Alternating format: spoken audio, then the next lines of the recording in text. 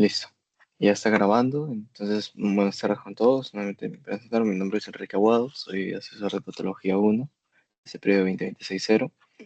El tema de hoy, estamos en el antepenúltimo, es el tema 10 de patología 1, que es patología ambiental y toxicología. La verdad es un tema bastante interesante, me gusta bastante este tema y el ciclo pasado ha sido bastante preguntado, entonces es muy importante que lo manejes. ¿Sí? Realmente es un tema bien rentable, es fácil de comprender. Y ya la siguiente semana, perdón, esta semana, el siguiente tema que vamos a ver ya es enfermedades infecciosas, que sería el penúltimo, ¿no? Enfermedades infecciosas de bien, enfermedades infecciosas uno y 2.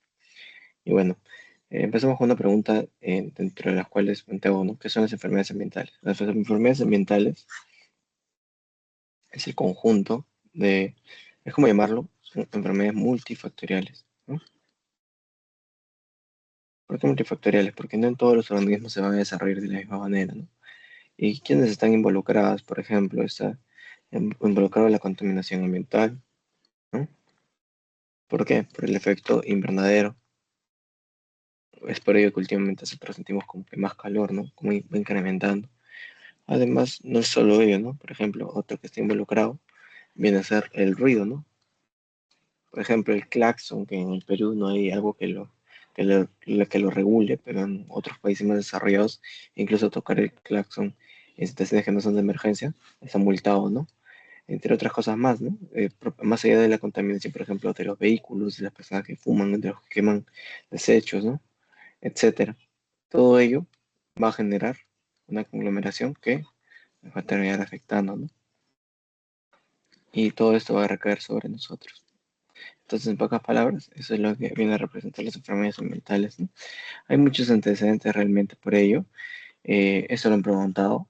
Todo lo que está de rojo ha sido pregunta de examen. No, no todo, pero la gran mayoría sí. Y todo lo que está resaltado de rojo, porque para mí es lo más importante que deberías estar manejando, ¿no? Algunos antecedentes, por ejemplo, que en Donora en 1948 se dio la niebla tóxica. En Minamata, Japón, en 1956 hubo una contaminación por metilmercurio, que ese es un mercurio que, bueno, esta forma se encuentra en el agua, ¿no? Que más adelante vamos a ver el ciclo de mercurio. En Italia tuvimos la contaminación por dioxina y en USA o Estados Unidos como tal hubo la explosión nuclear de la central nuclear del Three Mile Island, ¿no? Además, en la India hubo una contaminación por isocianato de metilo. Y en Chernobyl, bueno, en la URSS ya sabe lo que pasó, ¿no? El reactor, incluso hay una serie, un HBO, ¿no? En Tokio hubo una contaminación por gas ahí. Y en Japón, una fusión del reactor nuclear en Fukushima, ¿no? No confundir quizá esto con la URSS, ¿no? Que ambos son, por así llamarlos, reactores nucleares, pero en diversos lugares y en diversas épocas, ¿no? Acá no creo que haya mucho misterio, esto sí tienes que saberlo, por lo menos para el examen, ¿no? Y hablando ya del efecto invernadero, ¿no? El efecto invernadero, nosotros sabemos que en nuestro planeta, vamos a imaginar que es este, ¿no? Lo voy a poner otro color. Mejor dicho, lo voy a resaltar. Digamos que todo está azulito, ¿no? Obviamente también hay partes verdes por ¿cómo decirlo? Por la forestación, ¿no? Pero lo que protege a la Tierra, al planeta Tierra, es una capa atmosférica, ¿no? Dentro de sus tantas funciones, tenemos que le va a hacer un pare, ¿a quién? Al Sol. ¿Por qué Sol? Imaginando que está acá, ahí está con sus radiaciones UV, y hemos hablado de las radiaciones UV también. Lo normal sería que lo tire, y gracias a la capa de ozono, lo que haría es devolverlo, ¿no? Esta capa nos estaría protegiendo, ¿ya? Sin embargo, en los últimos años, lo que se ha estado viendo es que esta capa de acá ha estado rompiéndose poco a poco. ¿Por qué? Por los diversos contaminantes, ¿no? Y esto lo que está generando es el famoso efecto invernadero. ¿Y a qué se refiere el efecto invernadero? Que en lugar de que los rayos ultravioletas ingresen y salgan, gracias a la capa atmosférica, no de ozono, no me confundí, lo que genera es que llega y se empieza a acumular, ¿no? Y esto es lo que nos va a dar como resultado es un incremento de la temperatura cada vez mayor, ¿no? O sea, no cada vez mayor, ¿no? Sino que va a incrementar la temperatura de forma gradual y eso obviamente lo vamos a sentir nosotros, ¿no? Se dice que anualmente el incremento de la temperatura es de 0,6 grados Celsius, ¿no? Y que para el 2100 estaríamos esperando el incremento de aproximadamente, o sea, que esté oscilando entre 6 no, perdón, entre 3 a 6 grados Celsius, ¿no? Oscila. Más adelante vamos a ver el término exacto. ¿Y cuáles son los gases que están produciendo ese efecto invernadero? Son múltiples, ¿no? Como el CO2 o el dióxido de carbono, el ozono, el metano, el vapor de agua, ¿no? Son los encargados de ello. Y acá en estos gráficos podemos visualizar, ¿no? Que el CO2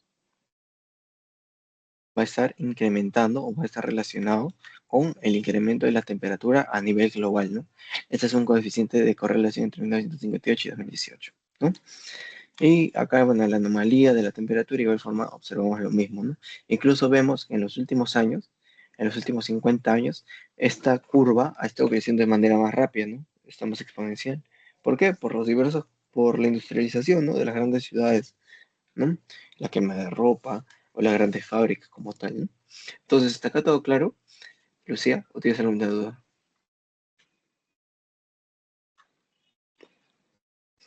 Bueno, continuamos. Ya pues, el impacto del cambio climático en la salud humana, sin una acción inmediata, el cambio climático se convertirá en la causa preeminente de las enfermedades ambientales en todo el mundo a partir del siglo XXI, ¿no? Se dice que por cada año incrementa ¿cuánto? 0,6 grados Celsius, ¿no? Ocupando en el siglo XXI 9 de los 10 años más cálidos en el planeta. Además, la quema de combustibles libera el CO2 y eso también está en correlación con el incremento de la temperatura a nivel global, ¿no? Y se prevé que para el 2100 la temperatura haya aumentado entre 2 y 5 grados Celsius, ¿no? Para el 2100 nuevamente, ¿no? Y esto va a estar afectando a la cadena trófica, principalmente el plancton, que es el pilar como tal de esa cadena, ¿no? Se encuentra dentro de los productores. Y si no hay productores, los crustáceos no van a tener de qué alimentarse. Y así consecuentemente, ¿no? O sea, no, después los peces, después los consumidores terciarios y cuaternarios, y por último los superdepredadores, ¿no? Estaríamos afectando toda la fauna marina. Entonces es muy importante cuidarlo, ¿no? Porque incrementaría, y de igual forma, ¿qué estaría afectando? Además de, por ejemplo, el fitoplancton, ¿no? O el plancton como tal, estaría afectando también las algas, ¿no? Y estas especies marinas como tales son aquellas que nos ayudan a poder controlar la temperatura, ¿no? A que se pueda disipar de una u otra forma ese plancton, ¿no? Para que lo puedas recordar. Y bueno, sus repercusiones del cambio climático sobre la salud van a depender del alcance y la rapidez de su desarrollo, la naturaleza y la gravedad de sus consecuencias y la capacidad del ser humano para mitigar sus daños, ¿no?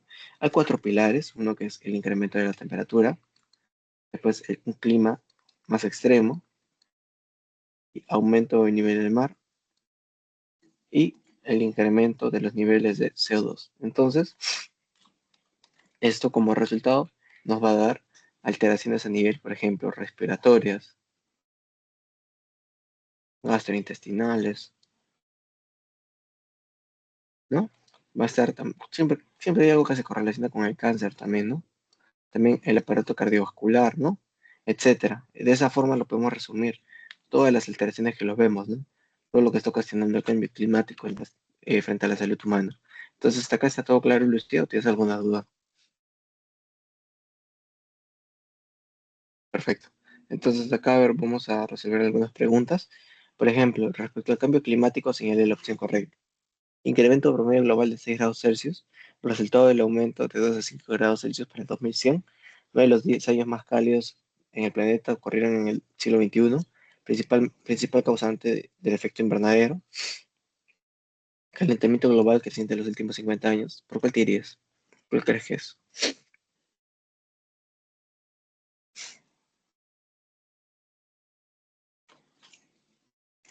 Bueno, en ese caso sería la A. ¿Por qué? Porque en realidad no es un incremento de 6 grados Celsius, sino, bueno, estaríamos achicharrándonos, ¿no? Porque imagínate, digamos que ahorita el promedio de la temperatura a nivel mundial, bueno, digamos que acá en Perú, ¿no? Está oscilando entre, ¿cuánto? Entre 25 y 27 grados Celsius. Y ahora imagínate que en los últimos años hubiese incrementado 6, ¿no? Estaríamos en más de 60 grados Celsius. Sería incompatible con la vida prácticamente. Si las grandes ciudades así, o sea, que se encuentran en el desierto, soportan como máximo 38, 40 grados ya, ¿no? Me de los casos. Ahora imagínate con 60. Ahora, fue una catástrofe ambiental por la liberación de mercurio al mar, ¿no? ¿Cuál te había hablado? En ese caso te había hablado de Minamata, Japón, ¿no? En ese caso retrocedemos y lo corroboramos, ¿no? Minamata, Japón. Catástrofe ambiental que ocurrió por la liberación de material radioactivo de una central nuclear. En este caso habían dos, era Chernóbil y otro que teníamos a Fukushima en Japón. Permíteme un momento, por favor.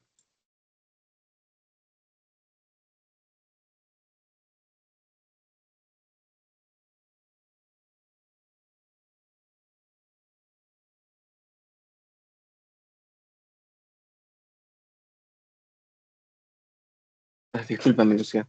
Sino que mi celular estaba cargando y justo estaba sonando. Bueno, de igual forma, me interrumpe si no llegas a entender algo, ¿sí? Voy a hablar un poco más lento en todo caso, ¿ya? Entonces, a ver, volvíamos acá. Te comentaba que esos antecedentes eran en Chernobyl y también en Fukushima, ¿no? ¿No? Entonces, como acá no hay Fukushima, lo último que el tratado sería Chernobyl. Y la catástrofe ambiental que ocurrió por liberación de gas sarín, acá, en este caso, de igual forma, podemos retroceder y vemos dónde ha ocurrido, ¿no? El gas sarín fue en Tokio, ¿ya? Entonces, para que veas que es bastante preguntado esto en realidad, este tema al doctor le encanta preguntar. Y bueno, la toxicidad por agentes químicos y físicos, esto lo vas a aprender más en farmacología, pero en nuestro organismo, sobre todo el hígado, que es el, el órgano fundamental para metabolizar los fármacos o aquellos antibióticos y posteriormente excretarlos, lo va a hacer mediante un sistema, ¿no? En este caso es el sistema CYP, que es el citocromo, sobre todo el CYP 450, ¿no? Es el más importante. ¿Para qué? Para poder metabolizar. Esto, más que todo, va a ir de la mano con el famoso LACME. No sé si estarás en app de fármaco, pero seguro ayer les han hablado, ¿no? De la liberación, la absorción, la distribución, el metabolismo y la excreción, ¿no? En este caso, el CYP, sobre todo en el hígado, sería acá, ¿no? El metabolismo, para posteriormente excretarlo, ¿no? ¿Y de dónde pueden venir los diversos agentes tóxicos? Puede venir del aire, del agua y del suelo. Y puede haber una exposición humana a los contaminantes, y puede haber acá la vía de ingreso, que también puede ser por inhalación, ingesta y contacto, ¿no? Posteriormente se va al torrente digestivo, o sea, acá está la absorción, ¿no? O sea, ingresado, después absorbe, la absorción es el paso de, a ver, ¿cómo decirlo, no? Es el paso desde la vía de ingreso hacia el torrente sanguíneo, ¿ya? Y después la distribución es la movilización del fármaco, en este caso el tóxico, hacia el órgano al que quiere llegar, ¿no? Entonces, una vez se da esta absorción y distribución, que es decir, es en el torrente sanguíneo, va a llegar al hígado, donde va a haber un metabolismo. Y lo normal, sobre todo cuando son cantidades menores, sería que esto se excrete, ¿no? Y que no nos afecte, porque si se llegase a concentrar mucho, o sea, mucho de este xenobiótico, realmente nos haría daño. Entonces, hasta acá, ¿está todo claro, Lucía? ¿Me has logrado entender o tienes algún problema acá para poder escucharme? Perfecto. Perdón. Y bueno, la actividad del sistema P450 es muy variable en cada persona debido a tantos polimorfismos que codifican las enzimas como las interacciones con fármacos que se metabolizan por este sistema. La actividad enzimática puede disminuir por el ayuno o la inanición y aumenta por el consumo de alcohol, tabaquismo y las hormonas, ¿no? ¿Y cuáles son estas reacciones por las cuales va a atravesarse? Eso nuevamente lo vamos a ver en fármaco, pero acá es importante que vayas manejando, ¿no? Las de fase uno van a ser cuatro: hidrólisis, reducción y oxidación, muy preguntados. Y esto va a generar tu metabolito primario, ¿no? Y las reacciones de fase secundaria es la glucuronidación, sulfatación, metilación y conjugación, ¿ya? Hasta acá todo claro. Esto sí o sí tienes que manejarlo, ¿ya? Y bueno, de esta forma sí o sí debería eliminarse, ¿no? Pero en caso no se forme un metabolito activo o un metabolito primario y secundario y después se elimine, puede formarse también un metabolito reactivo, ¿no? Y esto puede generar daño sobre el ADN, ¿no? Pero tu organismo va a tratar de repararlo, pero en caso no puede y se acumule, te va a dar toxicidad y efectos que pueden ser a corto o a largo plazo, ¿ya? A ver, acá se me ha ido, ¿no? Entonces, acá pasamos a la contaminación ambiental, la cual es una cosa importante de la mortalidad en todo el mundo a través de diversos contaminantes, pueden ser biológicos o químicos, ¿no? Y estos agentes, de igual forma, pueden ser externos e internos. Dentro de los externos, tenemos seis principales contaminantes, ¿no? Que son los que están, bueno, asociados con las áreas industrializadas, ¿no? Como el dióxido de azufre, el O3, el monóxido de carbono, el NO2 y el plomo, ¿no? Además de la materia en forma de partículas, los cuales, gracias a su pequeño diámetro, pueden atravesar la membrana capilar y llegar al torrente sanguíneo o quedarse alojados en las vías respiratorias, ¿no? Y esto te va a dar como resultado la disminución de la función pulmonar e incremento de la reactividad de las vías aéreas. Es decir, puede haber una hipoxia y después puede acompañarse de infecciones, ¿ya? ¿Y cuáles son algunos ejemplos causales? Por ejemplo, la producción de las lluvias, la producción de la lluvia ácida, ¿no? De la niebla y de la lluvia ácida. ¿Y qué correlación tiene? Es por el ciclo del agua, básicamente, ¿no? El agua se evapora, llega, se forman las nubes, después esto se va a regresar a la Tierra en forma de lluvia, ¿no? Y cuando el dióxido de azufre se produce en centrales eléctricas que queman carbón y petróleo, ese cuando se libera en el aire se convierte en ácido sulfúrico y trióxido sulfúrico, que al unirse con el H2O o el agua ocasionarán las famosas lluvias ácidas, ¿no? Además, otros ejemplos es el monóxido de carbón, que puede causar la muerte en puestos de trabajo, ¿no? Son las famosas muertes accidentales. Por ejemplo, las personas que, bueno, cumplen el rol de bomberos, ¿no?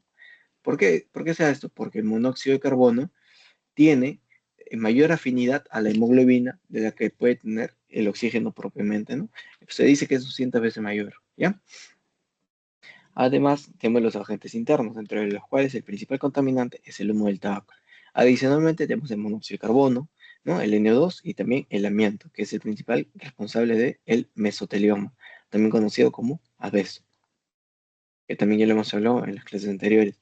Y otros contaminantes pueden ser, por ejemplo, las sustancias volátiles, bioaerosoles, y según la zona geográfica, radón, ¿no? Uranio y formaldehído, ¿no? Que está presente en muebles, recibos y puntos de cabello. Y estas sustancias volátiles, que han sido preguntas de examen, están presentes donde? En los agentes de limpieza y en los muebles, ¿no? Y algunos ejemplos causales en los hogares sin suministro de gas, que puede tener combustión con madera o leña, que libera monóxido de carbono y NO2, ¿no?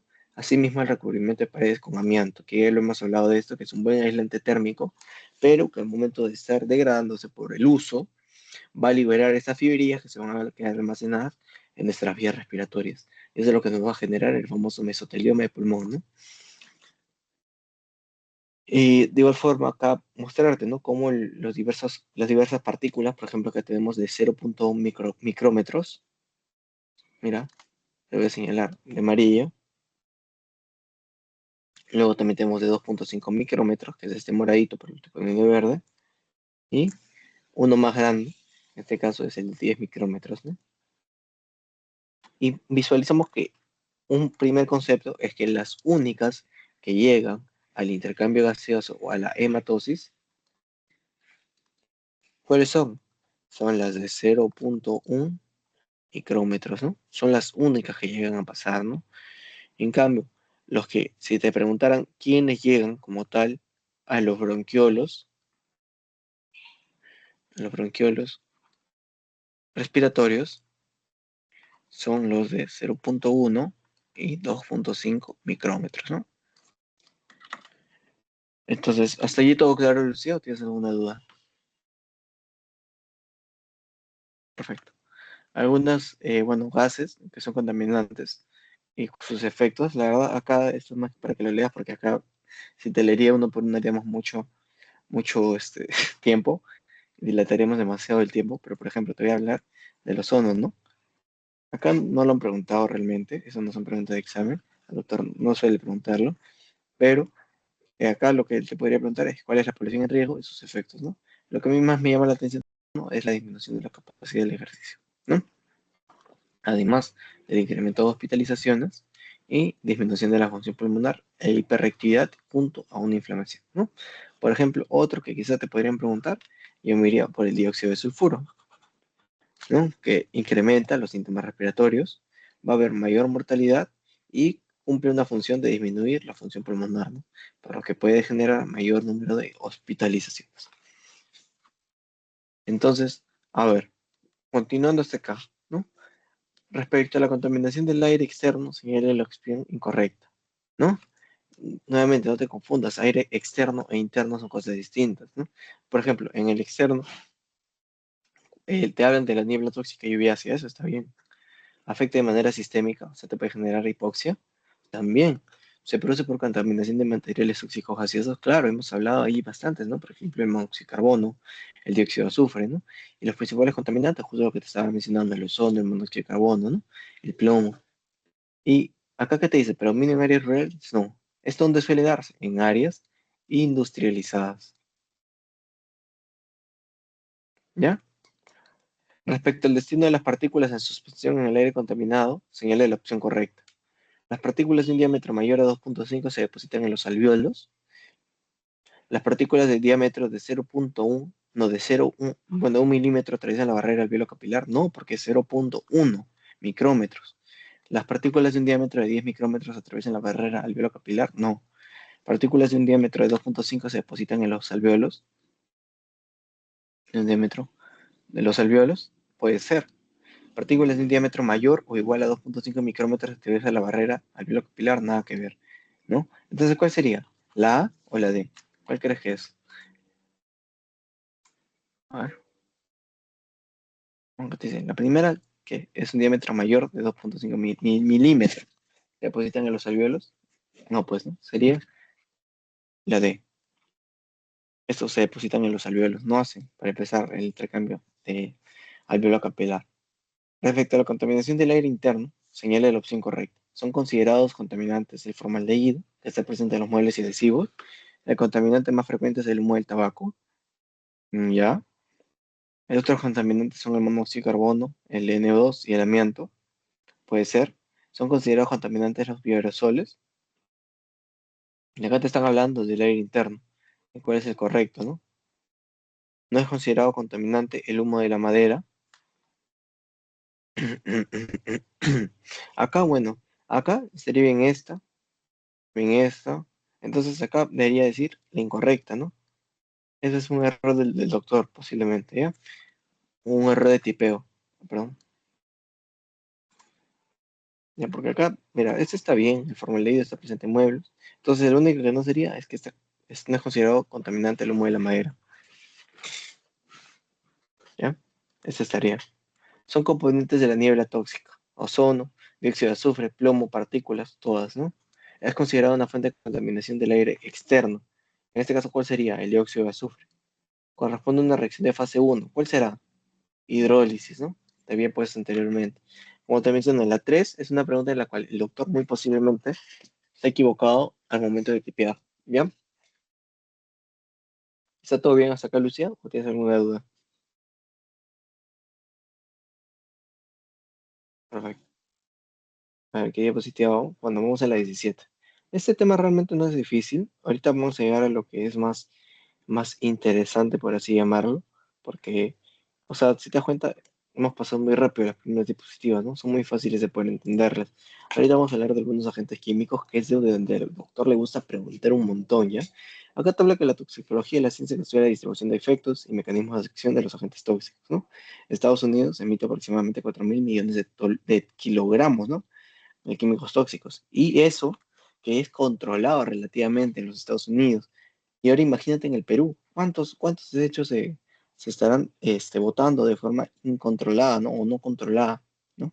Es para reflexionar ello realmente, ¿no? Ahora imagínate, por ejemplo, no sé si has visto Los Simpsons con el Mr. Burns, ¿no? Que tenía su planta nuclear, ¿no? Y tiraba sus desechos y después aparecían un pescado con tres ojos, ¿no? Algo similar es lo que pasa en Perú, ¿no? Por la minería ilegal, no informal, ¿ya?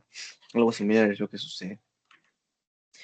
Dentro de algunos contaminantes por metales, el primerito del cual vamos a hablar es el plomo, ¿ya? Que es un metal que se absorbe fácilmente y se une a los grupos, acuérdate, porque lo preguntan, se une a los grupos sulfidrilo de las proteínas, ¿ya? E interfiere con el metabolismo del calcio. ¿Por qué interfiere con el metabolismo del calcio? Porque tiene la misma valencia, es decir, 2. Y este te va a causar efectos hematológicos, óseos, neurológicos, digestivos y renales. ¿Y desde cuándo se recomienda que se dé el tratamiento para los menores o para los niños? Desde los 45 microgramos, ¿sí? ¿Y desde cuándo se puede detectar en sangre? Desde los 5 microgramos. Y acá es lo que puedo visualizar, ¿no? ¿Qué es lo que nos llama la atención acá? Que conforme va incrementándose la dosificación en sangre, peores son los efectos, ¿no? Por ejemplo, 150 microgramos por mililitro implica ya de frente una muerte, ¿no? Además, por ejemplo, podemos visualizar acá que en la sangre puede haber un punteado basófilo en los eritrocitos. Pregunta de examen. Puede haber una encefalopatía, nefropatía, anemia de Frank, ¿no? Disminución de la síntesis de hemoglobina, ¿ya? Disminución de la velocidad de la conducción nerviosa, aumento de la protoporfirina en el eritrocito, toxicidad del desarrollo, ¿no? Esto interfiere, le gusta el calcio, entonces va a interferir con su metabolismo, no lo va a dejar actuar de manera correcta, ¿ya? Y, ¿qué te había mencionado acá? Que las concentraciones de plomo sanguíneo en los niños que viven en hogares más antiguos, o sea, por ejemplo, en el antecedente de Flint, en ellos tenían tuberías de plomo, sus concentraciones en sangre son de 5 o mayor de 5 microgramos por decilitro de sangre, ¿ya? Y esto es para representar de que el plomo tiene una afinidad por el hueso, ¿no? Le gusta, tiene un tropismo por él. Entonces, le gusta también la parte de la metáfisis, ¿ya? Le gusta afectar él, ¿ya? Que es una parte del cartílago que, bueno, debería estar en crecimiento. Entonces, en los niños interrumpe su correcto crecimiento. ¿Y qué es lo que pasó en Flint? En Flint, en la antigüedad, que, bueno, se encuentra en Michigan, si no me falla la memoria, lo que sucedió fue que muchas tuberías estaban fabricadas con plomo. Entonces, conforme pasaba el tiempo, estas generaban una corrosión. Entonces empezaban a liberar plomo en el agua. Y eso las personas se lo empezaban a tomar de forma involuntaria. Y no se daban cuenta porque el plomo genera una enfermedad por acumulación que puede pasar aproximadamente entre 20 a 30 años para que recién una persona se dé cuenta, ¿no? Que está contaminada por plomo, por sus diversas manifestaciones clínicas. ¿Ya? Entonces, hasta acá está todo claro, Lucía, ¿o tiene alguna duda? Perfecto. Y respecto al mercurio, al igual que el plomo, se une con alta afinidad ¿a dónde? Al grupo sulfidrilo de las proteínas, ¿no? Inhibiendo así enzimas como la acetilcolintransferasa, que participa en la producción de la acetilcolina. Y si no hay acetilcolina, no va a haber contracción muscular, ¿no? Similar a lo que hace la miastenia gravis, ¿no? Solo que en ella lo que hace es que bloquea el receptor de la acetilcolina, ¿ya? En cambio, el mercurio interfiere con la producción de esta misma. Entonces va a haber afección y daño del sistema nervioso central y otros órganos como el tubo digestivo y los riñones. ¿Y cómo es que el mercurio contamina? Eso empieza con las fábricas. ¿Por qué? O bueno, los saqueadores, no vamos a llamarlos saqueadores, ¿no? Pero con las empresas que explotan mucho los recursos del oro, ¿ya? ¿Qué es lo que va a suceder con ellos? Que ellos requieren el mercurio para poder lavarlo y purificarlo, ¿no? Y poder tener el oro propiamente que después lo van a comercializar. Entonces, de este oro que se emplea, el 60% es evaporado y pasa a la atmósfera, ¿no? Y luego se precipita mediante la lluvia. El otro 40% se deposita en los sedimentos de los ríos, pero acá viene lo interesante, que el mercurio se oxida dentro del agua a metilmercurio, ¿ya? O sea, se metila, gracias a las bacterias de los sedimentos. Y ese metilmercurio puede acumularse ¿dónde? En organismos, ¿no? En las especies marinas. Esto lo comen, o sea, por ejemplo, lo que vimos anteriormente, el fitoplancton, después los crustáceos, después un pez pequeño, después un, bueno, un depredador menor y después los superdepredadores, y ahí se van intoxicando conforme lo vamos, bueno, conforme es la cadena trófica, ¿no? En este caso. Por ejemplo, en Europa, su mar está contaminado por mercurio, por eso muchas veces, bueno, no muchas veces, ¿no? Por eso la comida marina que ellos llegan a traer no es de su mar, muchas veces lo que sigue a explotar son el mar peruano, ¿no? Por ejemplo, es lo que se suele ver ahorita, por ejemplo, con China, ¿no? No sé si habrás visto las noticias, ellos están explotando a diestra y siniestra nuestro territorio, ¿no? Nuestra litera peruana, ¿no? Entonces están llevando de más. ¿Por qué? Porque su mar está contaminado, simplemente, ¿no?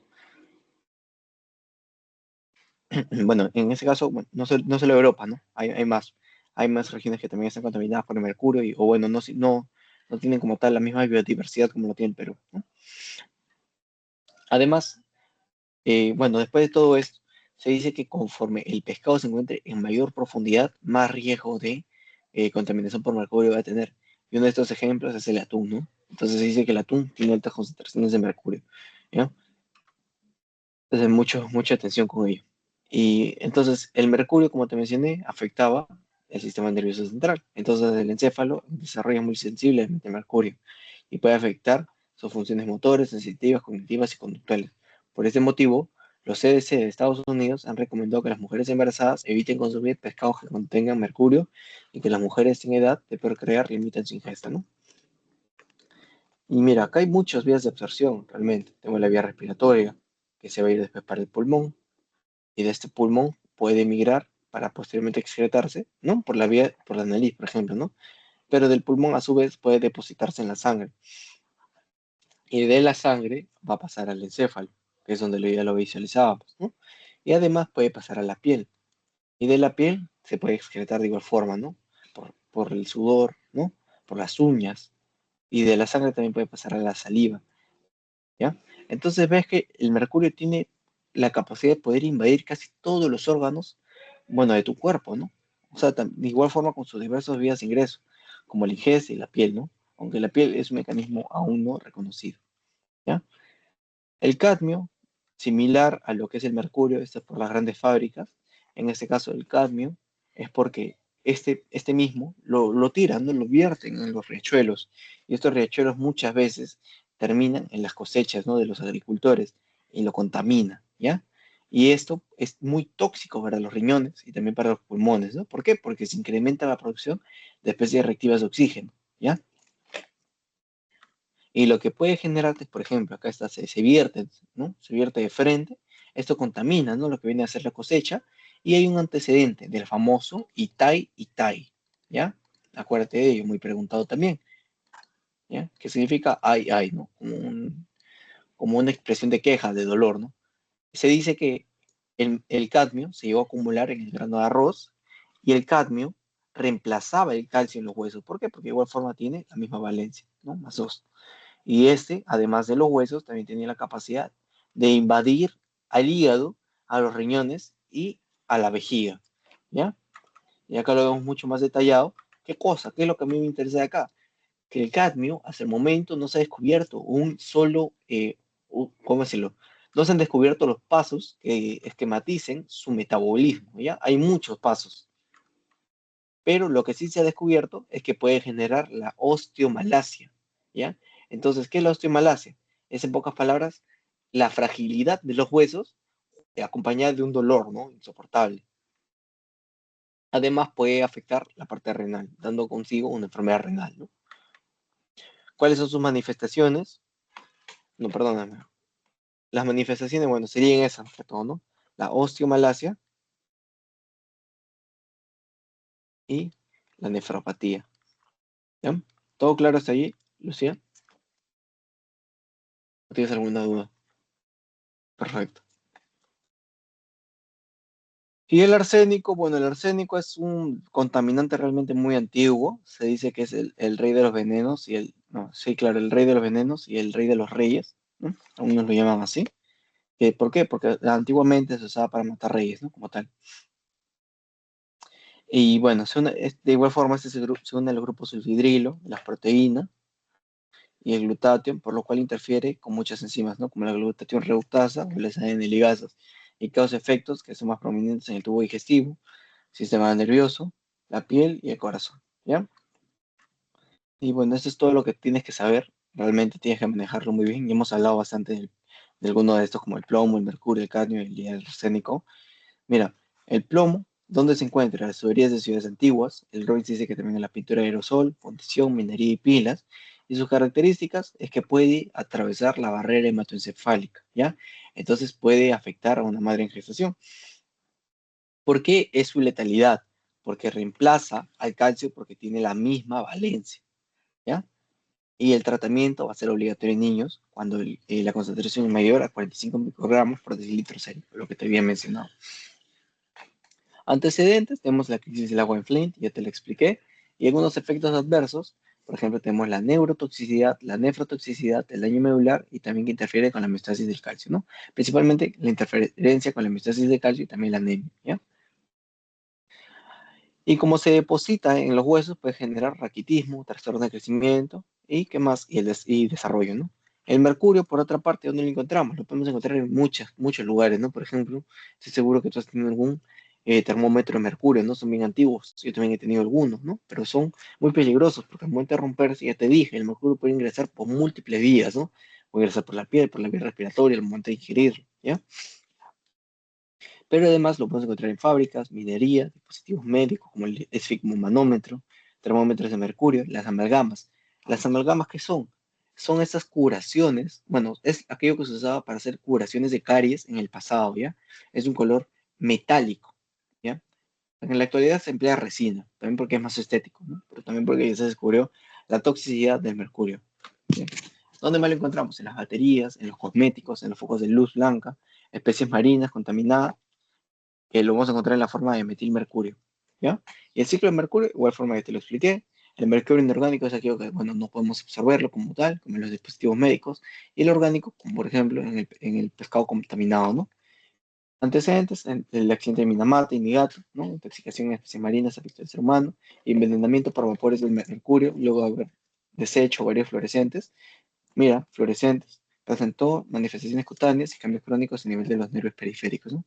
Y esto te va a dar una deformidad en cuello de cisne. Esto se lo genera en los dedos.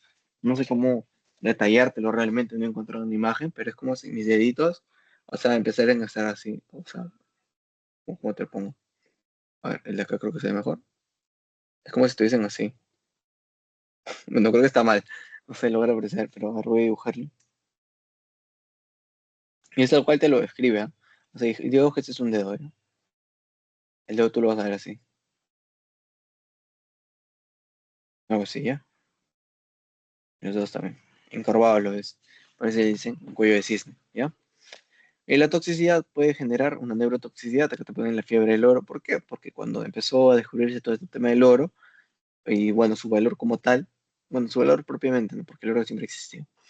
Entonces, cuando empezó a descubrirse su valor, a cuánto lo comercializaban, pues estaban locos, ¿no? Por querer encontrar oro. Entonces se empleaba mucho mercurio a diestra y siniestra para poder lavarlo y poder enriquecerse, ¿no? De una u otra forma. Pero ellos no se daban cuenta de los efectos tóxicos que eso generaban. ¿Y cuáles son algunos de estos efectos tóxicos a nivel neurológico? Por ejemplo, la pérdida visual, auditiva y locomotora, ¿no? Generando parestesias, ataxias y disartria. Además puede generar una afección del cerebelo, ¿no? Que es una atrofia de la capa granulosa sin pérdida de células de Purkinje. También puede haber una nefrotoxicidad que sea por mercurio inorgánico, es decir, que se puede encontrar en material médico, como el esfigmomanómetro y el termómetro de mercurio, ¿no? Y tenemos el síndrome nefrótico con glomerulonefritis membranosa con depósito subepitelial de electrones. El cadmio se puede encontrar en pilas de níquel con cadmio, aleaciones, baterías, pinturas que son de color amarillo patito y cereales, ¿ya? Y las características es que tiene una semivida de 20 años, es acumulable, ¿no? Ciclo, el cadmio también ya le hemos hablado, ¿no? ¿Y cuál es el antecedente más representativo? El Itai, que se dio en Japón en 1912. Se asocia a una nefropatía junto a una osteoporosis o una afección en los huesos, que puede ser también una osteomalacia, ¿no? La toxicidad, una nefropatía, que se resalta por la fibrosis de la cápsula de Bowman y también una litiasis renal, y también la osteomalacia, ¿no? También está la anemia y una necrosis de células epiteliales alveolares, ¿no? Que puede conllevar a un enfisema. El arsénico se encuentra en pesticidas, conservantes de madera y otros productos agrícolas, ¿no? También se puede encontrar en hierbas, fármacos como el tricio de arsénico, que es para el tratamiento de la leucemia hipermeliocítica aguda, en las minerías y en las fundiciones, ¿no?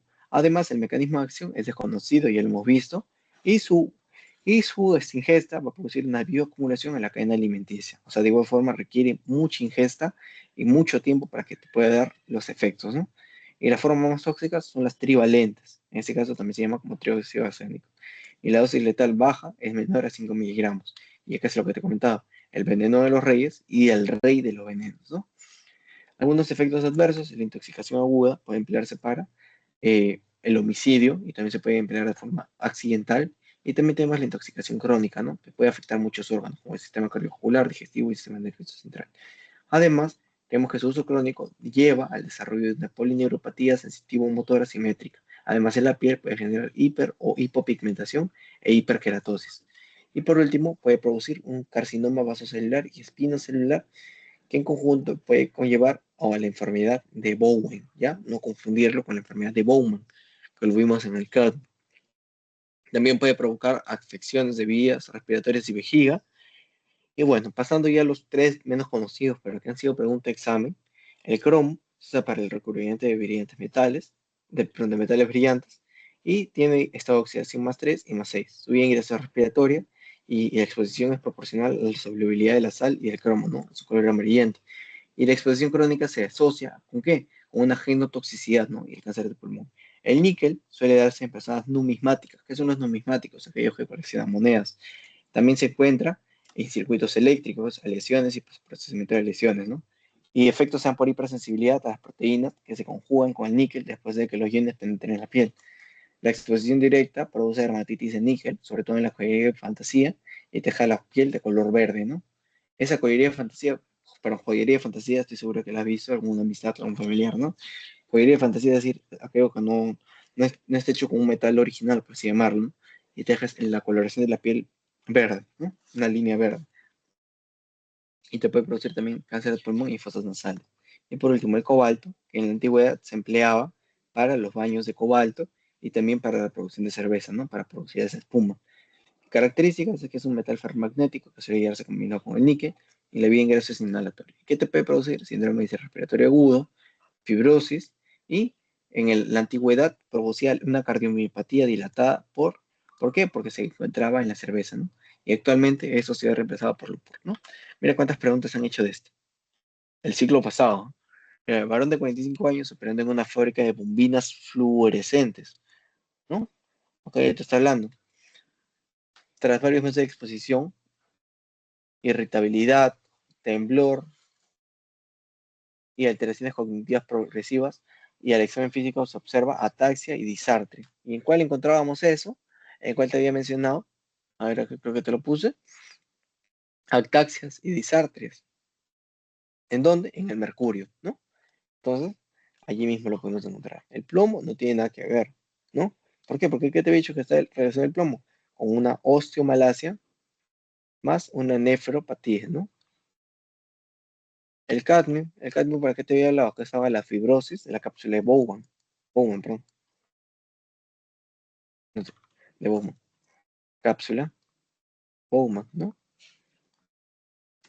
El níquel, carcinoma nasofaríngeo. Y el arsénico, acá lo tenían. Este sí es la enfermedad de Bowen, ¿ya? No confundirlo.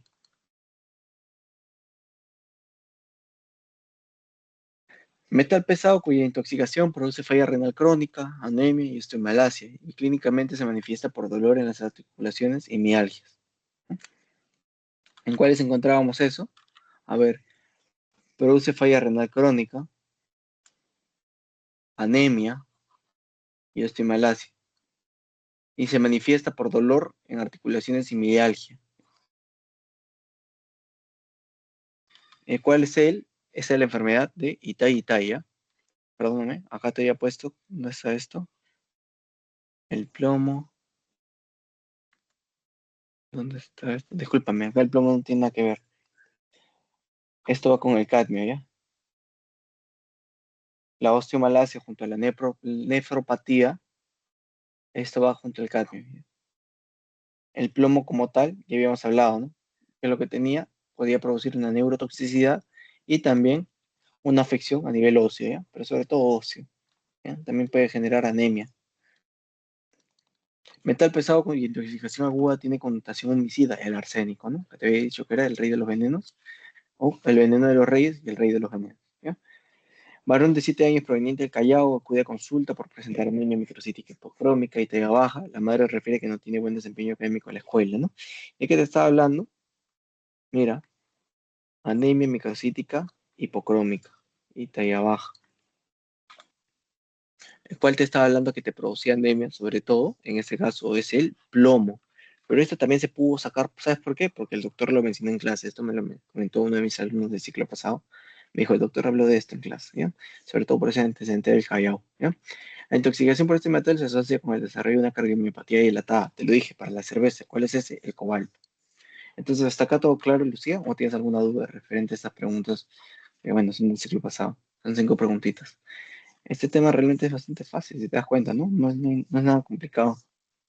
Todo lo que has visto allí ha estado en la tablita de acá, ¿no? Entonces no es nada difícil. ¿Bien? Pasamos.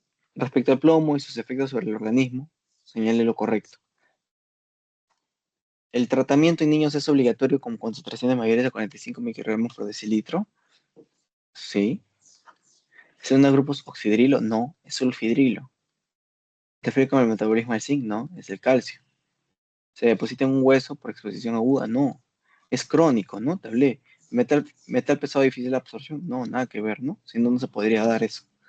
O sea, la clínica. Respecto al efecto del plomo en el organismo, señale la opción correcta. Ingresa al organismo principalmente por vía parenteral. Si no hay grupos sulfidrilos en las proteínas, obvio, pues, o sea, ya lo tenemos. No presenta competencia con los genes calcio, falso. Requiere tratamiento con concentraciones menores, no, cuando son mayores. Y puede encontrarse en niveles bajos en huesos siguientes. No, porque es principalmente allí donde actúa, ¿no? Respecto a la contaminación por arsénico, señale la opción correcta, incorrecta, perdón. Siempre leer bien, ¿no? Intoxicación aguda puede ser accidental o homicida, está bien eso. Propiedades tóxicas del arsénico son conocidas en la antigüedad, está bien eso.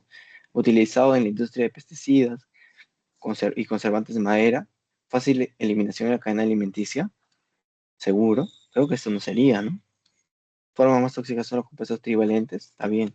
Entonces acá lo tenemos. Varón de 78 años, coleccionista numismático. ¿De cuál te habría hablado de los numismáticos? Del famoso níquel, ¿no? La CDC recomienda disminuir la exposición al niño, perdón, la exposición de plomo en los niños cuando los valores superan los 5 microgramos y el tratamiento cuando este supere los valores de 45 microgramos. Histopatológicamente, la enfermedad de Tai y Tai se manifiesta en el riñón las siguientes alteraciones, excepto acá tenemos que visualizar, ¿no? El Tai Tai es por cadmio. ¿Y qué es lo que te generaba el cadmio? Será la fibrosis de Bowman. A ver, vamos a visualizar si está la fibrosis de Bowman. Depósitos de C4D en mesangio, atrofia tubular, túbulos distales dilatados. ¿Por cuál te irías? Si tienes alguna alternativa acá, alguna que te llame la atención.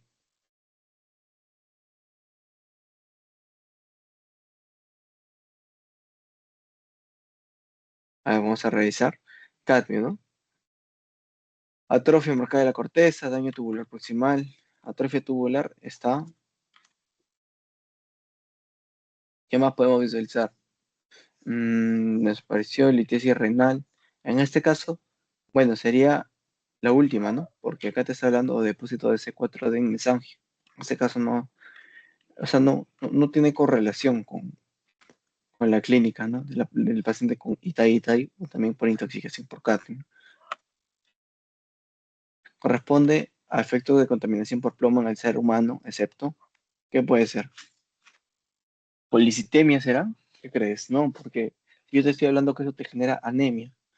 Sería lo contrario, ¿no? Es una fuente de contaminación por mercurio. En este caso te había hablado de los dentistas, ¿no? De la amalgama. La enfermedad de Itai se produce por intoxicación con cadmio. Respecto a la contaminación por plomo, señale la opción incorrecta. Se deposita en los huesos, está bien. No atraviesa la barrera hematoencefálica, es falso, sí la atraviesa. ¿Ya?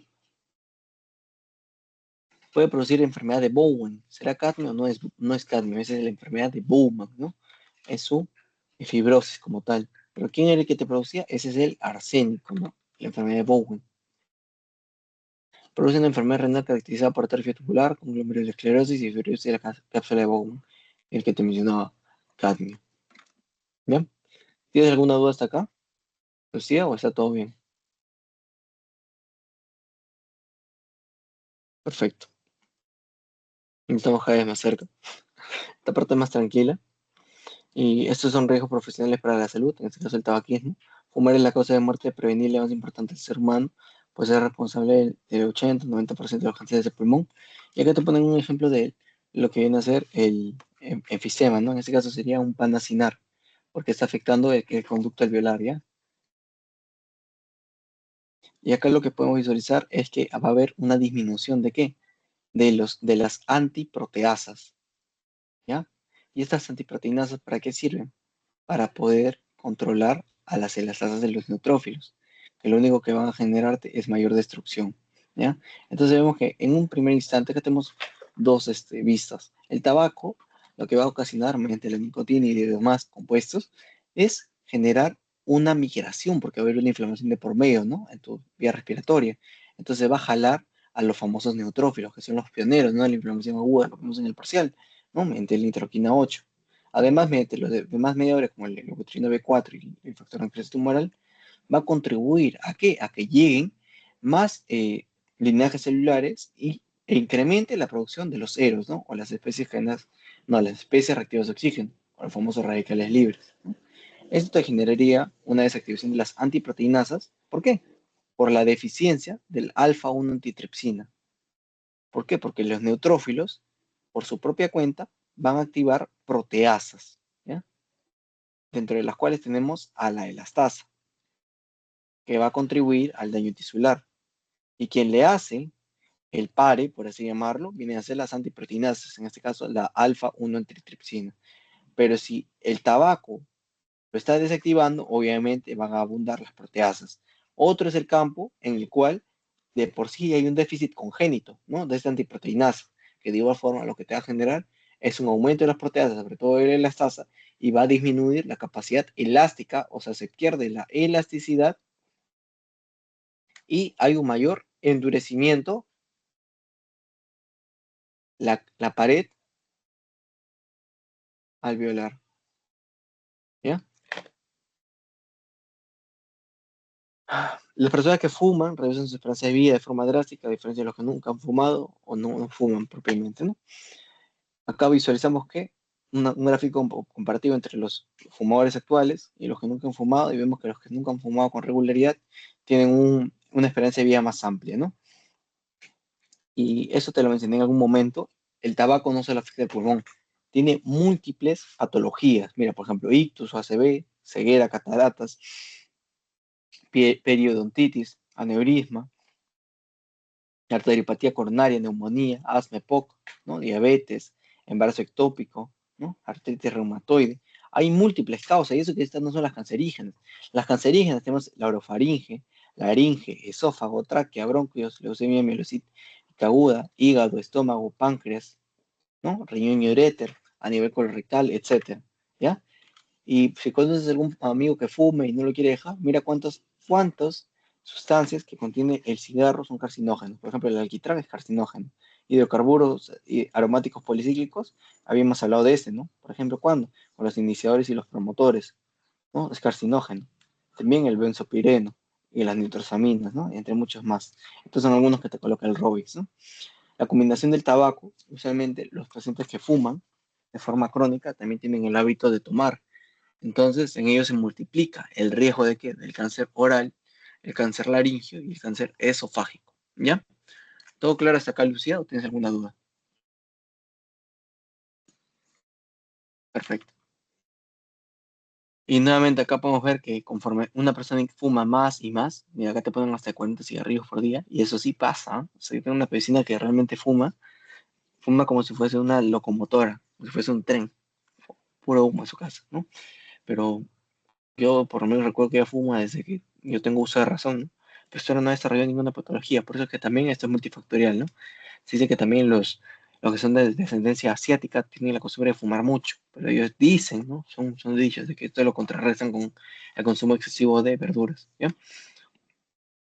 Y de igual forma vemos que acá el consumo de alcohol, programa hoy día, junto al tabaco, potencia aún más el desarrollo o el riesgo relativo de alguna patología de por medio.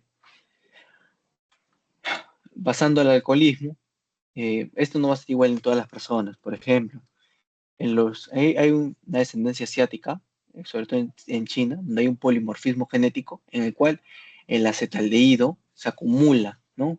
Se acumula y mientras más tiempo pasa este acetaldehído, que es lo que realmente nos intoxica y nos hace estar en ese estado de borracho, eh, más, ¿cómo decirlo? Mientras más tiempo esté en nuestro organismo, más borrachos nos vamos a sentir, ¿no? En cambio, si lo exercitamos de manera rápida, va a pasar el efecto.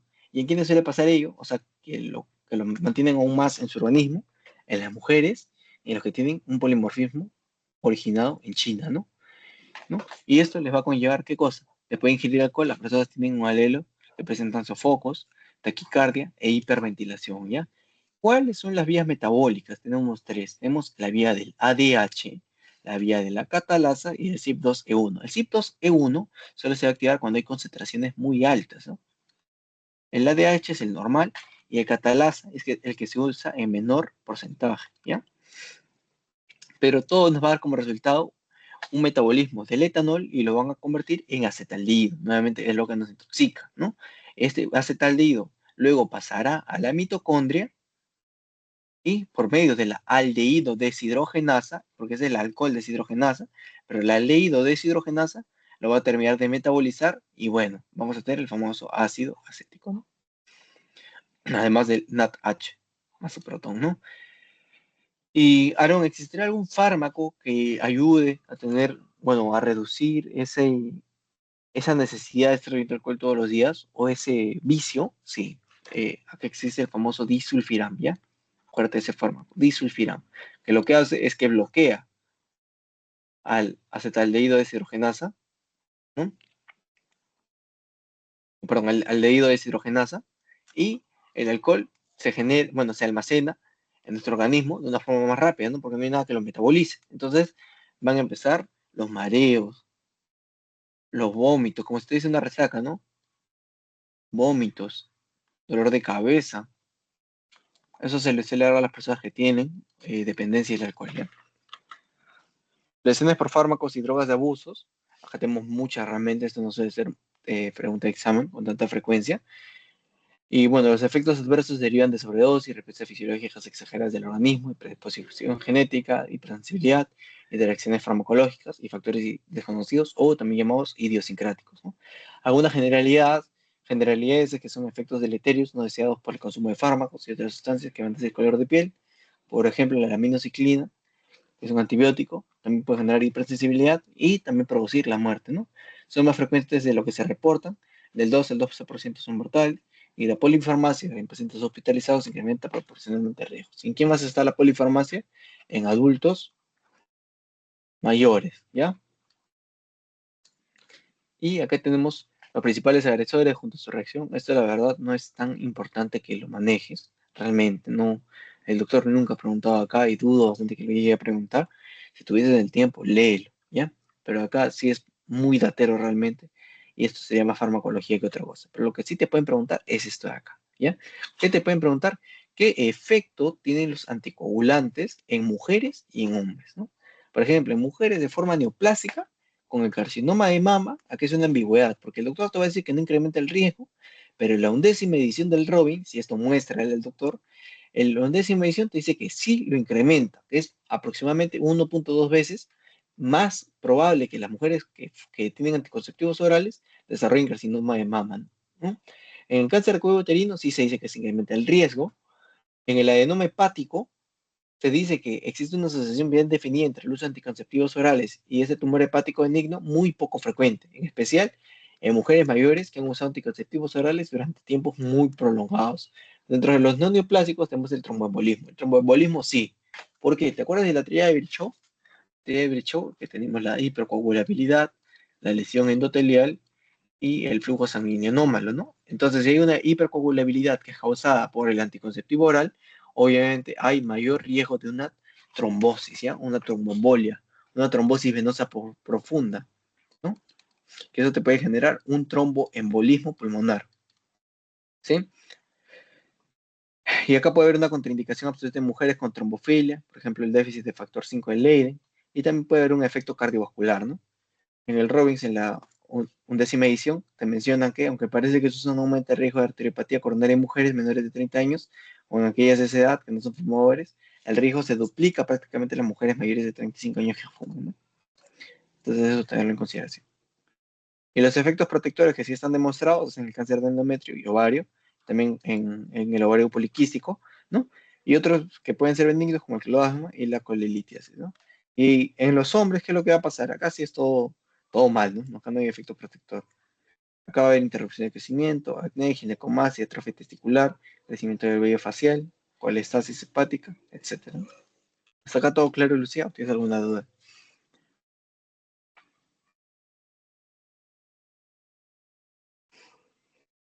Bueno, continuamos.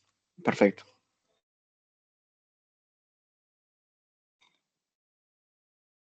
Perfecto. Y bueno, ahora sí, esto sí es muy importante que lo manejes. Y algo que acá no te debes preocupar mucho con entenderlo ahorita porque lo vas a ver a más detalle en farmacología, ¿ya?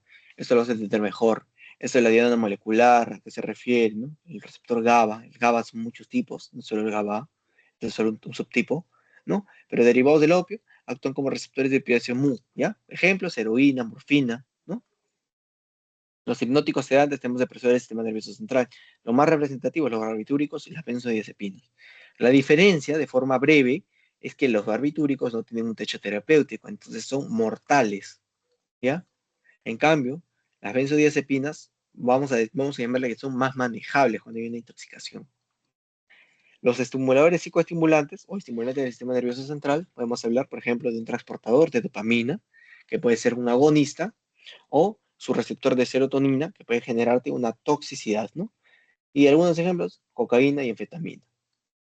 Otras sustancias inhalables, tenemos el nitrito de amilo, disolventes orgánicos, y después tenemos algunos alucinógenos como el LSD, mescalina, psilocibina, y dentro de los cannabinoides, la marihuana o el hachís, y los fármacos similares a feniciclina, como la feniciclidina y la ketamina, ¿ya? Acá lo que te he resaltado de verde son los que son más preguntados en los exámenes. Por ejemplo, acá, preguntita del ciclo pasado de lo que te estoy hablando. Y nuevamente, acá no te marees mucho, porque esto lo vas a complementar mucho más con farmacología. Y cualquier pregunta que tú me de acá realmente va a ser una pregunta regalo, porque es más fármaco, pero al doctor le encanta preguntar, y eso que es patología. Varón de 28 años, con antecedentes de aislamiento social, es encontrado somnoliento y desorientado en su habitación, con respiración lenta y reflejos disminuidos.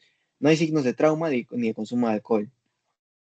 Muy importante, porque el consumo de alcohol junto a los barbitúricos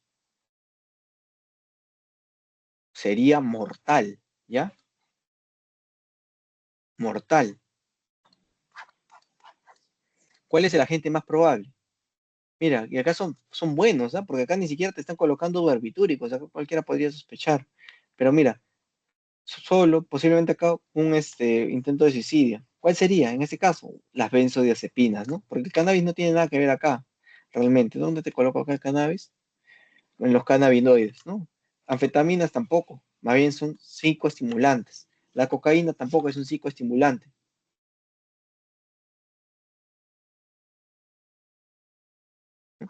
Y los disolventes orgánicos, bueno, acá ni siquiera hablarlo, ¿no? Son sustancias inhalables y no te mencionan exactamente qué es lo que hace el doctor, no te lo pone.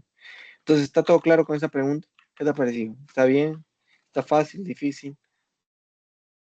¿Cómo la ves, Lucía?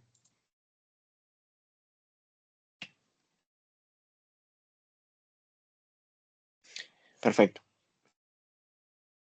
Otras sustancias y, bueno, sus efectos por sobredosis, por ejemplo, la heroína, que te puede generar, ¿qué cosa? Hipotermia, euforia, bradicardia, depresión respiratoria. Y su uso crónico se asocia con granulomas pulmonares, ¿ya? Además de celulitis, trombosis y muerte súbita. El consumo excesivo de drogas se define como el uso de una sustancia de tal forma que se desvíe de sus patrones aceptados por uso médico, social o legal dentro de una sociedad determinada. La cocaína también te puede generar, bueno, en este caso te genera hipertermia, euforia y un estado emocional lábil y junto a su paranoia, ¿no? Entonces es muy importante saber todos los efectos porque el doctor te puede preguntar de acá, ¿ya? Al doctor también le gusta preguntar de esto. Las anfetaminas te pueden generar euforia, ves que casi todo te genera euforia, ¿no? Los alucinógenos, convulsiones y los disolventes orgánicos son depresores del sistema nervioso central, como profundo y un paro respiratorio. Y mira, acá te responden, ¿no? Lo que vimos anteriormente. Los disolventes respiratorios te hubiese generado desde ya un paro respiratorio. Y eso usualmente, de forma crónica, te puede generar una afección hepática, renal y una leucemia mieloide aguda. Lesiones por fármacos, sustancias no terapéuticas, puede dar a nivel pulmonar, local, renal, infecciones y también a nivel del cerebro, ¿no? La sobredosis a nivel pulmonar puede haber granulomas, local, celulitis, úlceras, trombosis venosas, ¿no? Infecciones bacterianas o endocarditis bacteriana, ¿ya? Y llegamos a una parte muy interesante que también lo preguntan bastante. Entre lo anterior, o sea, entre esto y lo de acá, es mucho más importante que te sepas esto, ¿ya? Por favor. Esto el doctor le encanta preguntar, le gusta muchísimo preguntar sobre eso. Lesiones por agentes físicos o traumatismos mecánicos, la lesión va a depender de la forma del objeto que colisiona, la cantidad de energía liberada, el tejido y órganos que soportan el impacto. Los contusiones o hematomas, creo que está de más decirlo, ¿no? Es una lesión cerrada.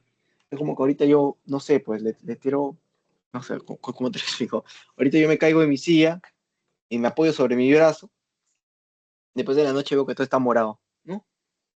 Es porque ha habido ruptura de los vasos, pero no, esa sangre no está extravasándose, ¿no? No está extravasándose como tal, sino que vemos ese famoso moretón. ¿Dónde más lo podemos visualizar? Por ejemplo, yo tengo un curso de inyectables en verano, y cuando te aplican una mala inyección o simplemente perforan el vaso, te puede generar, ¿qué cosa? De igual forma, un hematoma, ¿ya? Las abrasiones es también puede ser por caída, pero digamos, ¿no? Un ejemplo así bien extremo, ¿no? Digamos que hay una persona que está siendo secuestrada y decide tirarse por el carro y termina arrastrándose, ¿cómo decirlo, no? Impacta, ¿no? Con toda la pista y se termina raspando. Esa es la abrasión, ¿no? Es superficial, porque quieras o no, esto no te va a dar como que algo muy profundo, te puede afectar la capa superficial de la piel, ¿no? La epidermis, ¿ya? Las laceraciones, por otra parte, ya es cuando se emplean objetos romos, ¿no? Pero a diferencia de las heridas incisivas, acá te mencionan que se mantienen intactos los puentes de los vasos sanguíneos y sus bordes, ¿no? Que terminan siendo irregulares y dentados. Por ejemplo, un desgarro de piel y músculo causado por el impacto de un trozo de metal, ¿no? O por un golpe fuerte con un martillo. Las heridas incisivas sí pueden seccionar vasos sanguíneos y suele darse en procedimientos quirúrgicos. Y las heridas punzantes, bueno, acá vamos a encontrar dos términos que puede cambiar según el autor, ¿ya? Pero puede ser penetrante, que es cuando perfora el tejido, y perforante cuando tiene un orificio de entrada y otro de salida, ¿ya? Eso es para lo punzante. Mira, acá vemos, ¿no? Punción, que te lo coloca mismo que el penetrante, y acá te coloca el perforante, que varía, la verdad, ¿no? Varía, pero no te hagas mucho drama por ello. Ya que algunas definiciones que el doctor le gusta tomar: contusiones, hemorragias císticas, abrasiones, defectos cutáneos, laceraciones, son más extensos y profundos que las abrasiones, y las incisiones es división deliberada de la piel, y las punciones son heridas penetrantes y profundas, ¿no? La lesión superficial de la piel producida por una fricción mecánica, como en accidentes laborales y caídas, es una fricción, ¿no? ¿Cuál será? Abrasión fácilmente, ¿no? ¿Tienes alguna duda con esta pregunta, Lucía? ¿O hay algo que no comprendas acá? Perfecto. Me avisas ya cualquier cosita. Pasamos a las quemaduras, que son lesiones por agentes químicos, pero físicos, quemaduras térmicas, que hay de varios tipos, y lo que se teme es el shock, ¿no? Que puede generarte un shock hipovolémico, por ejemplo, sepsis y una insuficiencia respiratoria aguda, ¿ya? Dependiendo del grado de la quemadura. Por ejemplo, tú estás cocinando y accidentalmente metes la mano en el agua hirviendo, puede darte una quemadura superficial de primer grado, ¿no? Que solo va a afectarte la epidermis. ¿Y cuál sería el manejo con ello? Bueno, colocar el agua, perdón, la mano, bueno, abrir tu caño y dejar tu mano allí, ¿no? Que le caiga todo el chorro de agua, ¿ya? Que lo chorree por lo menos 5 o 10 minutos, ¿ya? Hay bastante tiempo para que no se esparza, ¿no? Y no haya una afección de por medio y después se convierta en secundaria y te genere una ampolla, ¿ya? Acá morfológicamente va a ser eritematoso, doloroso al tacto y una formación de ampollas que, bueno, puede ser dolorosa de forma, ¿no? Las quemaduras parciales o de grosor parcial o de segundo grado ya afectan la dermis, ¿no? Y suelen ser más dolorosas, son más rosadas, ya que están sensibilizando también las terminaciones nerviosas. Y por último, las del tercer grado ya afectan el tejido celular subcutáneo y usualmente son blancas o carbonizadas y también secas o indoloras, ¿no? ¿Por qué? Porque termina, ¿cómo decirlo?, cortando el nervio. Entonces, si no hay terminaciones nerviosas, ya no va a haber nada que nos genere ese dolor. Las lesiones eléctricas, esto va a depender del amperaje, duración y recorrido dentro del cuerpo. La clasificación depende, bueno, se originan por contacto con corrientes de bajo o alto voltaje, y el tipo de lesiones pueden ser quemaduras y puede haber compromiso del sistema nervioso central, ¿no? Fallo cardiovascular o respiratorio. Y la corriente alterna induce espasmo muscular tetánico, ¿no? Las corrientes por fuentes de alto voltaje producen parálisis de los centros vulvares y quemaduras extensas. Y si afecta el centro vulvar como tal, te va a generar un cese de la respiración, porque el nivel del bulbo raquídeo es el que le manda la señal para que nosotros podamos estar respirando, ¿no? Y morfológicamente, bueno, acá sí vamos a tener necrosis coagulativa por falta de irrigación, elongación de las células epidérmicas y coloración amarillenta de los tejidos, ¿ya? ¿Todo claro hasta acá, Lucía? ¿O tienes alguna duda por lo que hemos visualizado? Ya nos falta muy poco realmente, mira. Estamos cada vez más cerca. Por así llamarlo, nos falta 3 diapositivas, ¿no? Contando esto, obviamente. Pasamos a las lesiones por radiación ionizante, y hemos hablado también de ello. ¿De qué va a depender, no? Son determinantes de los efectos biológicos de la radiación ionizante, la frecuencia de liberación, tamaño del campo, proliferación celular, efectos sobre el oxígeno, hipóxisis celular y daño vascular, ¿no? Dependiendo del grado de radiación, puede afectar el encéfalo, la piel, los pulmones, los ganglios linfáticos, el tubo digestivo, las gónadas, la sangre y la médula, ¿no? ¿Y qué visualizas acá? Que el daño puede ser de forma directa e indirecta, ¿no? Si es de forma directa, ya te da un daño en el ADN, ¿no? Pero acá, para que se dañe el ADN, recuerda que el P53 debería estar muy bajo, porque ahí es donde va a saltar, ¿no? Se fosforila el MDM2 y hay mayor concentración de P53, ¿no? Que lo va a intentar reparar. En el efecto indirecto, se pueden formar radicales libres y se potencia con la tensión de alto oxígeno, ¿no? De alto oxígeno. Entonces, si se llega a dañar el ADN, como te mencioné, puede aparecer el P53 y lo repara. Pero en caso falle, puede llevarlo a una senescencia celular, es decir, para que se encuentre en un estado en el que no fastidie a nadie, ¿no? ¿Y dónde está eso? Inhibición de la división celular, y eso lo puede conllevar, a ver, acá voy a ponerte la parte, ¿eh? Puede llevarlo a una senescencia hasta que muera, ¿no? Por otra parte, si sigue fallando esto, o sea, acabamos primer paso, segundo paso, tercer paso, si sigue fallando, si hay una refracción fallida o aberrante, ya puede generarte qué cosa, en las madres, teratogenia, o también puede generarle a las personas carcinogenia. Es por eso que la radiación ionizante es muy peligrosa y por la cual no debemos exponer con mucha frecuencia a nuestros pacientes, ¿no?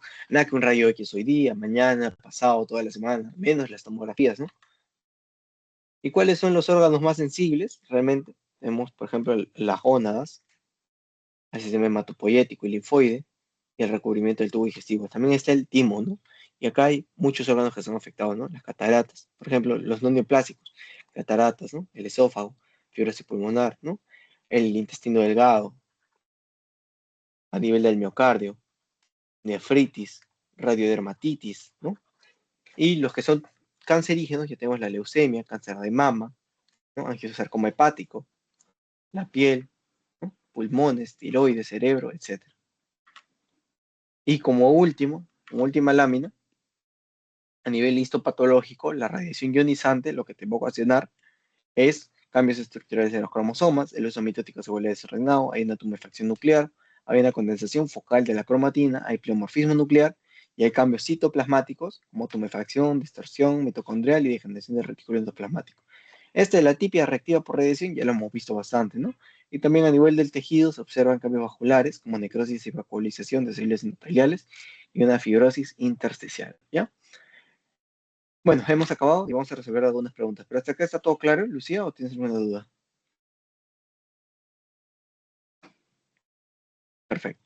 Mira, varón de 19 años, este día de emergencia, ¿por qué? Está en inconsciencia, presenta desmayo mientras se encontraba en una fiesta, en la unidad de trauma shock se constata arritmia ventricular y midriasis. Entonces esto posiblemente no es una benzodiazepina, ¿no? ¿Por qué? Porque se está hablando de arritmia ventricular, ¿no? Hay midriasis.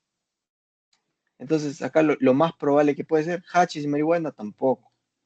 Acá puede ser cocaína, ¿no? Sobre todo porque te están hablando de una fiesta. Es la pregunta robot que suele hacer el doctor, ¿ya? ¿Cuál es el otro que te pueden colocar acá? Anfetaminas. El sistema metabólico que participa de forma mínima con el alcohol, ¿cuál es? ¿Cuál te había mencionado? La catalasa, ¿no? El ADH normalmente funciona, ¿no? Después tenemos al CYP, que actuaba cuando había grandes concentraciones. Paciente mujer de 24 años se lleva de emergencia por familiares que la hallaron inconsciente en su habitación al no responder a los llamados. En unidad de trauma shock, ¿cómo la encuentran? Hipotensión arterial, bradicardia, bradipnia y hiporreflexia. Acá sí podemos hablar de las famosas benzodiazepinas. Un momentito.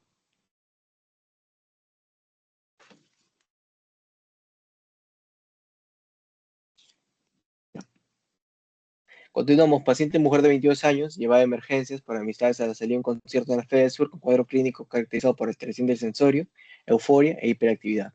¿Cuál crees que es? Mira, la salida de un concierto. ¿Cuál te había mencionado? Mira, sensorio, euforia e hiperactividad. Barbitúricos ni hablar, ¿no?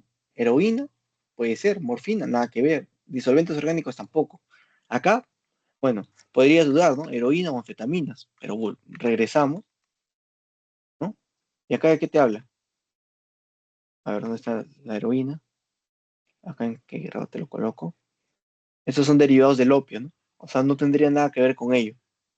No, no es como los psicoestimulantes, en este caso como la cocaína o anfetamina, ¿ya? Perdón, ¿eh?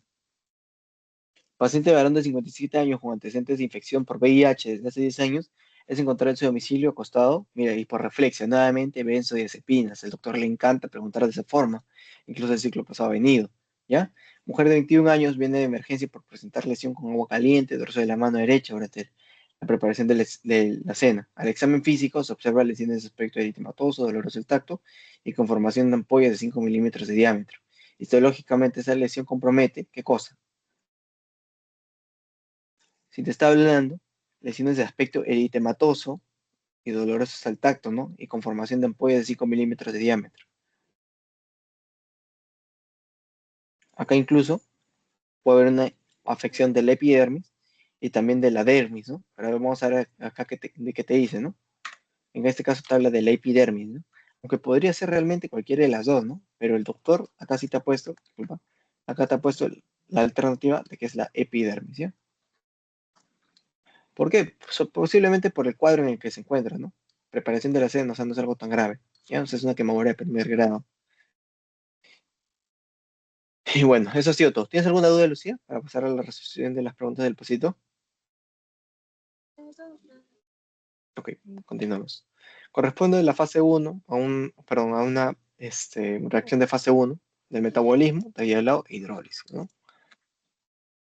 Mira, ¿qué presenta? Neuropatía, sensitivo, motora, periférica, también lesiones hiperqueratóxicas. ¿De cuál te hablaba ese? Del arsénico, ¿no? Que esto te sirve esta tablita para que lo puedas practicar. Después, mujer de 35 años, dolor abdominal difuso y severo, de tipo paroxístico. Además, presenta anemia microcítica hipocrómica y en la lámina periférica se observa punteado basófilo. Plomo, ¿ya? Lo que te había comentado también. Estas son preguntas que yo hago, estas no son de examen, ¿no? Continuamos. Varón de 30 años que al salir del USMP sufre un asalto a mano armada tras resistirse al hurto. El delincuente dispara contra él, impactando el proyectil en el emitórax izquierdo a nivel de quinta espacio intercostal, generando un orificio de salida en la región escapular posterior izquierda. La trayectoria de la bala ocasionó un sangrado masivo, a tal punto que tras la llegada de la ambulancia se encuentra una respiración disminuida, con una presión arterial sistólica menor a 90 milímetros de mercurio. Según los patrones de traumatismo mecánico, ¿cuál es el patrón de lesión más preciso para escribir el paso del proyectil a través del tórax, ¿no? ¿Cuál será? En este caso te había hablado, lacerante no tiene nada que ver acá, ¿no? Incisivo puede ser, pero diría, ¿qué tipo de shock sería? Acá yo te he entrenado para shock, ¿no? Lo hemos visto bastante en el parcial. Obstructivo no tiene nada que ver, ¿no? Acá podría ser un taponamiento cardíaco, pero no tiene nada que ver. Solo queda hipovolémico, ¿no?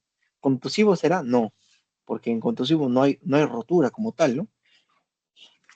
Lacerante, nada que ver. La laceración era más que todo por caídas, ¿no? Patrón punzante, patrón incisivo penetrante. ¿Por cuál de los dos te irías?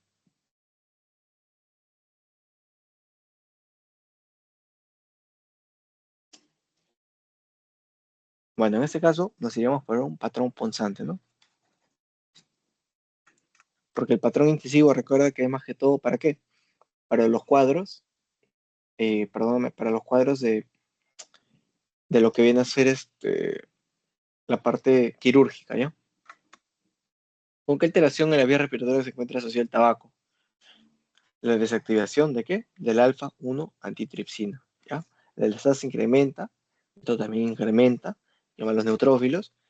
Hay incremento de los macrófagos también, y bueno, la última por descarte, ¿no? Entonces hemos acabado, Lucía, no sé si tienes alguna duda hasta acá. La verdad es que este tema es realmente tranquilo. Nuevamente te digo, ha sido bastante preguntado.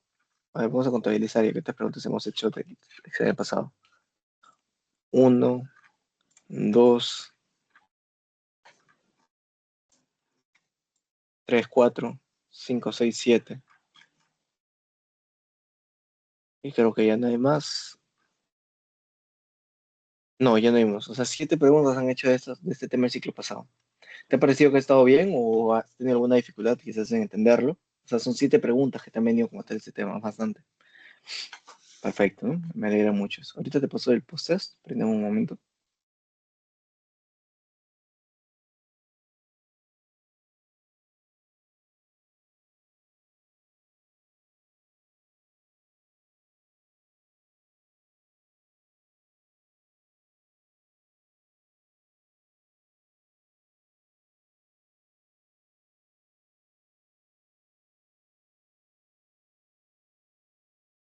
Listo. Ahí te lo comparto también a tu WhatsApp por si no te deja verlo. Ahí, chat.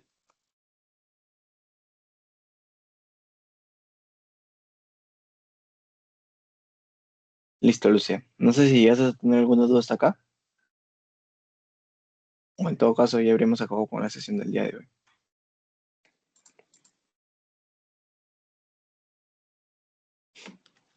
Vamos a esperar unos minutos para que completes el post-test. y ya finalizamos la sesión ya.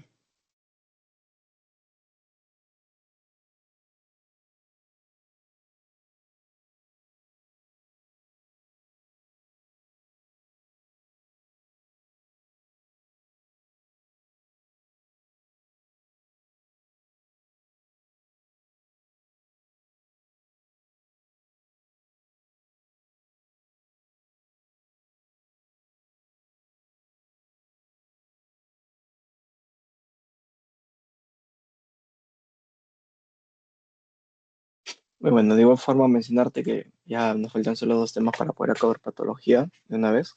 Y ya, bueno, sería llegando preparada, ¿no? Para tu ciclo. Nuevamente, si estás haciendo de forma correcta, Pato, te vas a ahorrar bastante tiempo en tu sexto ciclo, ¿no? Porque al momento que tú lo veas, bueno, conforme el doctor te vaya dictando, vas a ver, darte cuenta que es exactamente lo mismo.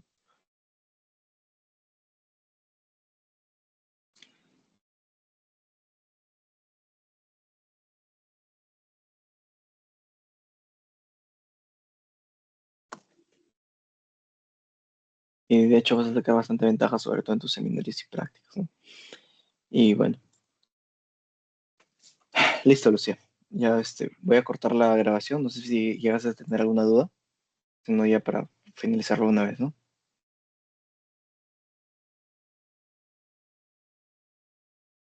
Bueno, voy a finalizarlo. Listo. Muchas gracias, Lucía. Cualquier duda me la puedes hacer llegar por WhatsApp o en la siguiente clase, sin problema alguno. Nos estamos viendo.